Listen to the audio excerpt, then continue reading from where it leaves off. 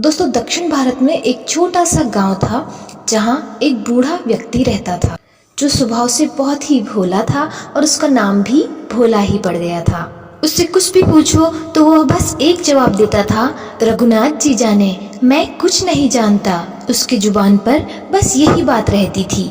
वह एक केवट था, उसके 2 बेटे और एक बेटी थी। और जब उनकी बेटी शादी के योग्य हुई तो उनके बेटों ने बोला कि पिताजी, आप जमींदार से कुछ पैसे उधार ले लो बहन की शादी के लिए और हम कमाकर उनकी पाई पाई चुका देंगे। और बेटों की बात मानकर भोला जमींदार के पास गया और वहां जमींदार से विनती की कि मुझे कुछ पैसों की जरूरत है अपनी बेटी की शादी के लिए और आपका पूरा पैसा हम चुका देंगे। और उसके बाद जमींदार ने भोला को पैसे दे दिए। कुछ समय के बाद भोला ने अपनी बेटी की शादी बड़े ही धूमधाम से की। बेटी की शादी के बाद भोला गांव के ही रघुनाथ मंदिर में रहने लगा। भोला वहां मंदिर की सफाई करता और सेवा में लगे रहता। और अगर कोई भी व्यक्ति उनसे पूछता कि भोला भैया कैसे हो, तो वह वही जवाब देते, सब रघुनाथ जी जाने, मैं कुछ नहीं जानता।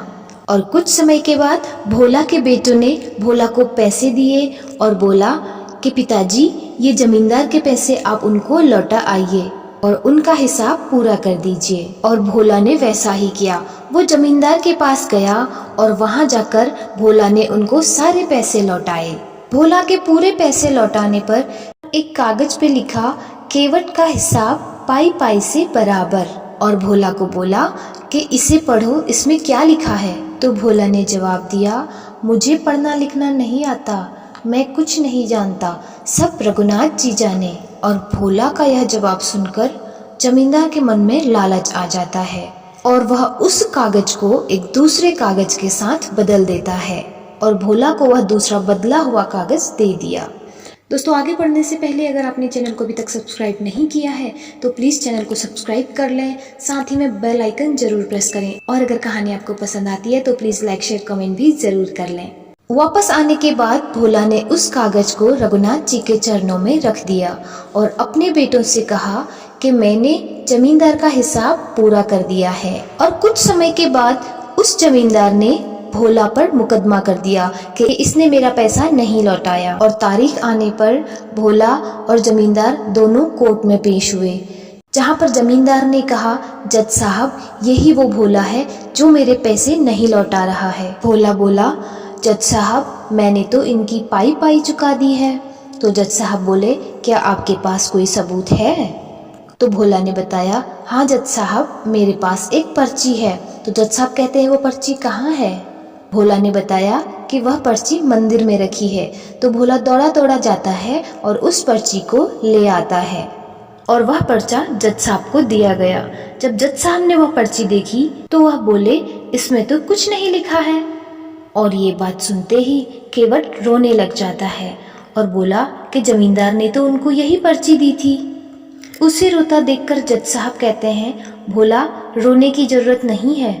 तुम ये बताओ, जब तुमने अपने पैसे जमींदार को लौटाए तब वहां तुम्हारे साथ में कोई और मौजूद था?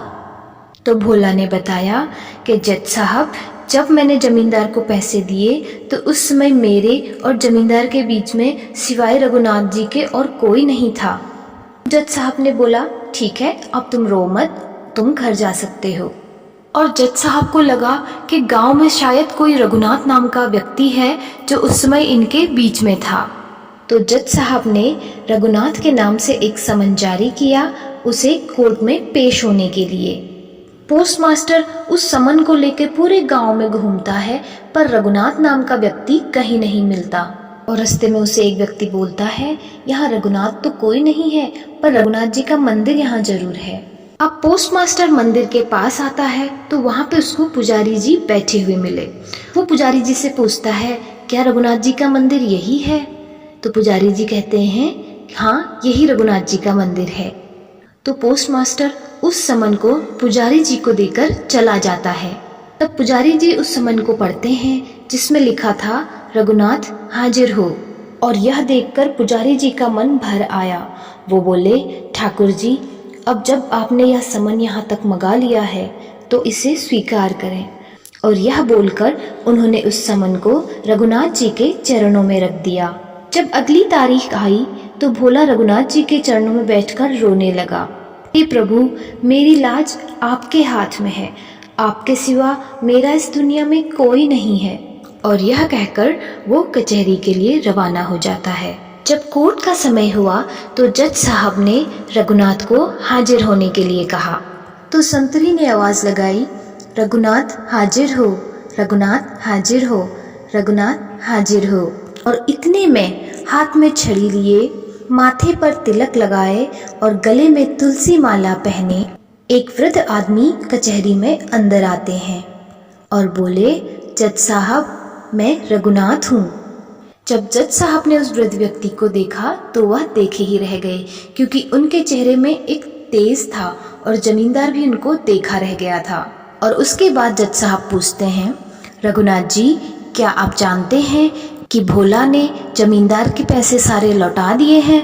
रघुनाथ जी बताते हैं कि हाँ जज साहब, भोला ने सारे पैसे लौटा दिए हैं। तो जज साहब पूछते हैं कि क्या आपके पास कोई प्रमाण है?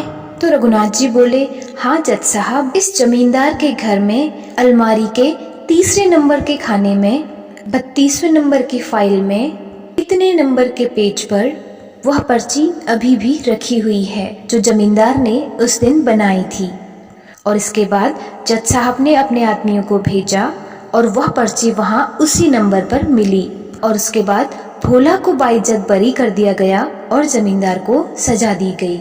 लेकिन जज साहब अपनी कुर्सी पर बैठे ही रह गए और वो बोले कि ऐसा गवाह मैंने जिंदगी भर नहीं देखा। उसके बाद वो भोला के पास पहुँचे और बोले, भोला भैया, एक बात बताओ, तुम्हारे रघुनाथ जी कहाँ रहते हैं? तो भोला ने बताया, जहाँ मैं रहता हूँ वहीं रघुनाथ जी रहते हैं। फिर जज साहब ने पूछा, तुम कहाँ रहते हो? जहाँ रघुनाथ जी रहते हैं वहाँ मैं रहता हूँ, भोला ने बताया। तो जज साहब पूछते हैं, क्या जिन्होंने मंदिर बनाया ये वो थे? तो भोला ने बताया, ये वो थे जो मंदिर के अंदर बैठे हैं। तो जज साहब ने कहा, भोला देखो, मजाक मत करो। तो भोला ने जवाब दिया, मैं कुछ नहीं जानता साहब, सब रघुनाथ जी जाने।